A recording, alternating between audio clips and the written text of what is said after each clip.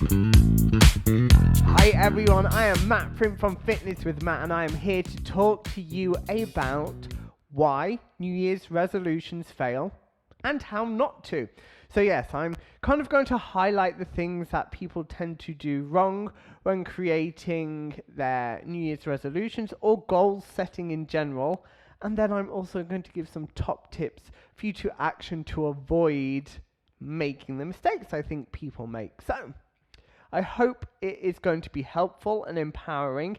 If you do have any questions or you agree with anything or have any thoughts, don't forget to put them below, because it's always good to have a conversation and hear your thoughts and feelings on the matter. So, number one reason why I think people fail when they're making New Year's resolutions or goals is they try and do too much. They try and solve world hunger or the equivalent of that in their own life. Okay? On our own, it's unrealistic. Okay? And it's unachievable. They go from 0 to 100, and we just can't do that.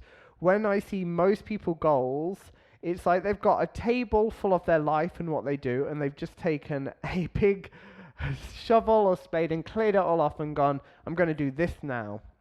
But all the stuff that you cleared off, you still have to do, or it's still part of your life. So often people want to go to the gym every day of the week. That is what they're going to do the first week of joining the gym, and they're going to do it every day. People want to do every class on my timetable right away, even though they still have their normal life and job and meals to prepare and kids and responsibilities. People try and do too much too soon and put way too much pressure on themselves. Then the wheels start to fall off the bus, and then they just chuck the bus in the sea. What I'm trying to say is, because they've taken on so much, it's unsustainable. They've taken on too much too soon, and then they're left feeling demotivated and unhappy once more, and like they can't achieve what they want to. Whereas actually, if we all focus on something we can do consistently, and it being small and manageable, it's consistency that matters. It's what we do regularly.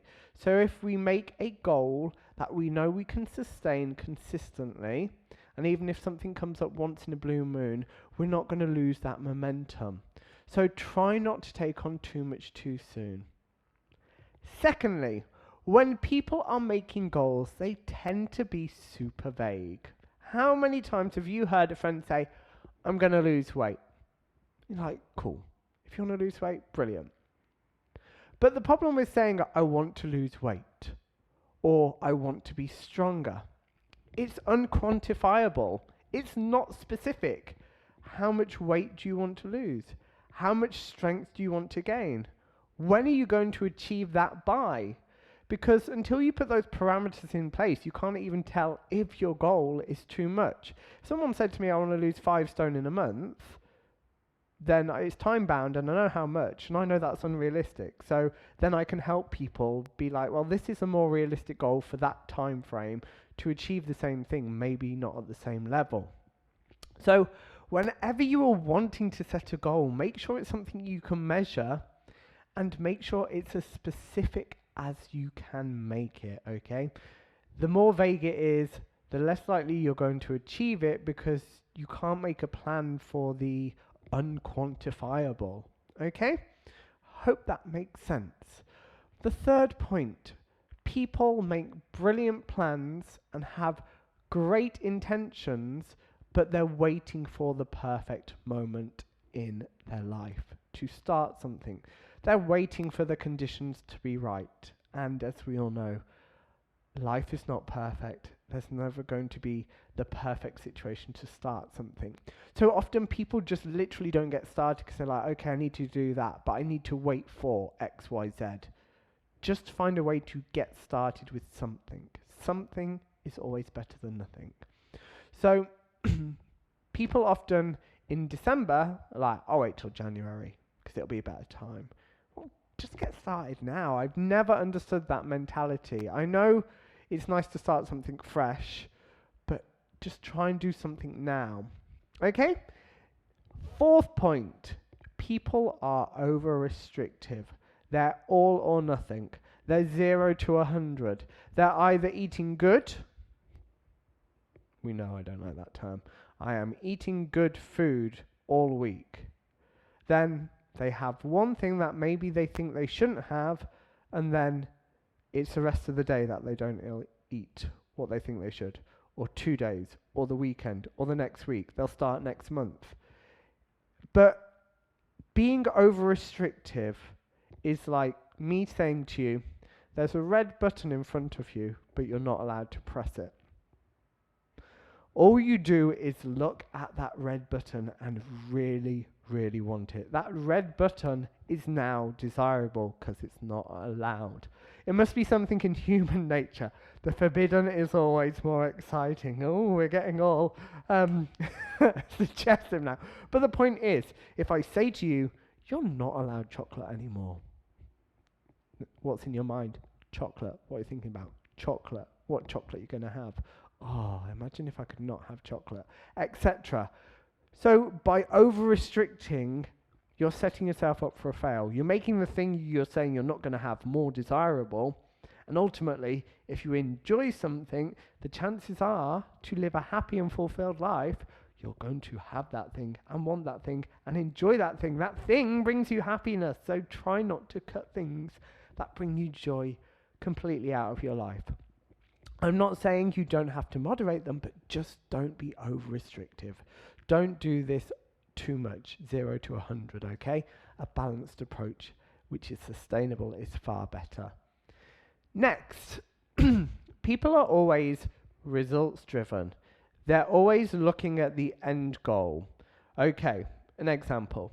I want to lose weight. So I'm going to do X, Y, Z that I've seen on the internet that all these celebrities or all my friends are doing, and it's helped them. You get there, you do the same as your friends or the celebrity, you hate it. You're not going to keep doing it because you haven't thought about the process to get where you want to go. The process is actually more important than the end goal because you've got to sustain it. And we only do things we enjoy. Humans are hardwired for rewards. So if you're not enjoying something, it's going to be very unsustainable and it's not going to last very long. And also, it's going to be super miserable. So this is why one size doesn't fit all. And when you've got people like James Smith and other fitness influencers dissing, for want of a better word, classes like Zumba, like spinning class, saying, no, we all need to be lifting weights. Well, that's not going to work for everyone because not everyone likes lifting weights. And surely it's better that someone moves and does something than just one way that someone might not enjoy. So another way to think about this is also to maybe have a performance-related goal or a behavior change goal. So maybe at the minute you're in a cycle of doing something that's not helping you achieve your goal. Maybe it's that I can't think of an example, but habit change is actually more important than the result at the end. So when you've set that goal, think of what you need to do daily or regularly to achieve that. And try and make a way to make it fun and enjoyable. So you want to eat better, but you enjoy, say, a McDonald's. Brilliant. Okay, you want to eat better. We're allowed a McDonald's still, but we're not going to eat it as often. Another thing to put in place is maybe to once a week come up with a new recipe to try out that is nourishing and nutritious. So that way, you've created a habit change. You're going to start cooking a bit more and things that you're excited about and things that are going to be tasty, but also you haven't stopped having the foods you enjoy. Okay? And finally, when we're thinking about results driven, you've got to think about the why. Okay, lots of people right now feel like they've put on too much body fat over Christmas. They've overindulged, so they want to lose weight. Perfect, legitimate goal. But what is it that makes you want to lose weight? Is it the actual weight, or is it actually how it makes you feel? So when you think about that goal of weight loss, think about how you're going to feel when you achieve that goal. Does that make sense? So that is the why. It's usually a little bit deeper. It's a feeling. It's not a statistic, for want of a better phrase. So finally, don't worry, we're getting there. People do it alone. All cheeky. No, what I mean is they have this goal, but they don't tell people in their life. They don't tell their other halves. They don't tell their friends. And then they haven't got that support. Or maybe they want to achieve a goal but don't really know what to do, and they don't want to reach out. People don't seek the advice of a knowledgeable, qualified coach to help them get to that place they want to get to. So the benefits of telling people is you've got someone to be accountable to as well as yourself. Yes, it is your personal goal, but it's really good having a cheerleading squad in your corner, encouraging you, holding you accountable, and there are going to be days when you don't want to do something to achieve your goal. Your motivation will wane. So it's really nice to have someone in that corner going, come on, you said you were going to do this, it's tough, but it's going to be worth it. It might just take that one person to say something to keep pushing you forwards, okay? So, what are my top tips? Number 1, think about your goal. Think about your New Year's resolution. Secondly, make it super tangible and feel how you'll feel when you get that goal. Dig deep as to why you want to achieve that. Write it down. Make a mood board. Write it down and stick it on the fridge. Make it your phone's wallpaper. Make it somewhere you're going to see it regularly, so it's constantly reminding you of that goal. Thirdly, think about what needs to be done regularly and consistently to help you get that goal. Yes, you'll probably have to work backwards in different stages, but think about what right now you can do to help you get that goal. So, you come to me, I want to be more active. I want to be healthier and have a stronger heart and cardiovascular system. Okay, what can you do right now or tomorrow? You don't need to go out and buy gym kit. You don't need to get a personal trainer straight away. You don't need to invest in anything. You could just go walking for 5 minutes tomorrow and do that 3 times a week. Then make it 5 times a week. Do you see what I mean? Find what you can do daily that's sustainable and consistently can be done to get that goal. Number 4, as we said, we need to make this goal specific. It needs to be time bound, and it also needs to be measurable. Now, if you were thinking of a behavioral change thing like getting to bed earlier, just making a chart that you can tick off. Everyone loves ticking something off a chart or colouring it in. So that's a really good idea. Number 5, I think this is, tell people. Send me a message afterwards, comment below, tell us what your goal is. Tell your other half, tell your best friend what your goal is, and tell them you're going to need their encouragement and support. And finally, just do it. Just start doing something. Don't wait for plans to be perfectly formed or the perfect weather or the perfect day. Perfect doesn't exist.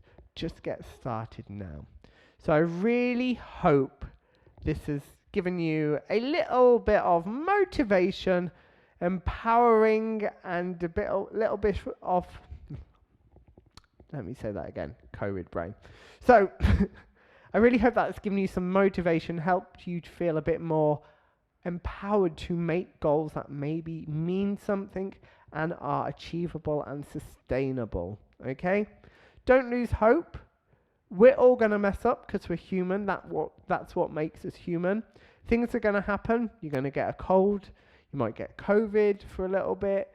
You might have a tummy upset. Your children might be poorly. You might have a family emergency. But those things happen. But you can always get back on it afterwards, okay? It's how we cope with that, and having strategies can really help as well. So, I hope this has helped. Let me know if it has. And you can find me on social media. Fitness with Matt on Facebook.